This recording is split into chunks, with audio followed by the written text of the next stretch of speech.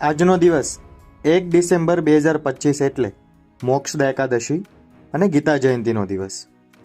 વિક્રમ સંવત પ્રમાણે ગુજરાતી પંચાંગના વર્ષનો બીજો મહિનો એટલે માક્ષર અને માક્ષર મહિનાની સુદ 11ને મોક્ષદા એકાદશી કહેવાય છે, જેનો મહિમા ભગવાન કૃષ્ણએ ધર્મરાજ યુધિષ્ઠિરને કહ્યો છે તેવી પુરાણોમાં પણ કથા વાંચવા મળે છે, જેથી દરેકે આ વ્રત કરવું જોઈએ.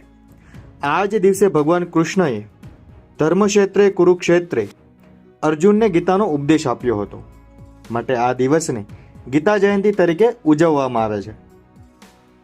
આ દિવસે ગીતાના બધા શ્લોક વાંચનાર અને સાંભળનારનો મોક્ષ નિશ્ચિત માનવામાં આવે છે, માટે આ એકાદશીને મોક્ષદા એકાદશી કહેવાય છે. શ્રીમદ ભગવદ્ ગીતા આપણા આ સમગ્ર વિશ્વમાં એકમાત્ર ધર્મગ્રંથ છે કે જેની છેલ્લા 5000 કરતાં વધુ વર્ષથી જન્મ જયંતિ વિશ્વભરમાં શ્રદ્ધા અને ભાવપૂર્વક ઉજવવામાં આવે છે. આજના આ ખાસ દિવસમાં લોકો ઉપવાસ કરે છે, શ્રીમદ ભગવદ્ ગીતાના પાઠ કરે છે, શ્રીમદ ભગવદ્ ગીતા વાંચે અને લોકોને સંભળાવે છે.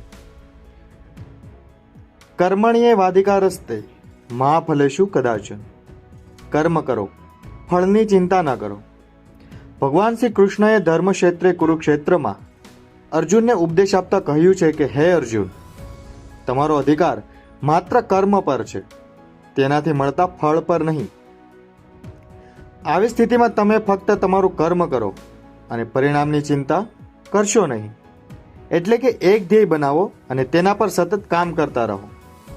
આ રીતે શ્રીમદ ભગવદ્ ગીતા આપણને જીવન જીવતા શીખવાડે છે.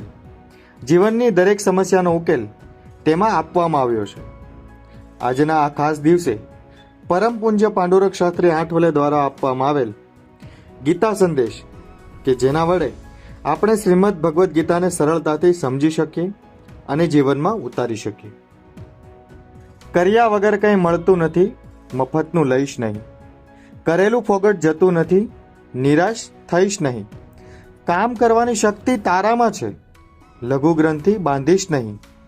કામ કરતો જા, હાક મારતો જા, મદદ તૈયાર છે અને વિશ્વાસ ગુમાવીશ નહીં. તો આજના આ શુભ દિવસે આપણે શ્રીમદ ભગવદ્ ગીતાનું વાંચન કરીએ, સમજીએ અને જીવનની દરેક સમસ્યાઓનો ઉકેલ તેમાંથી શોધીએ.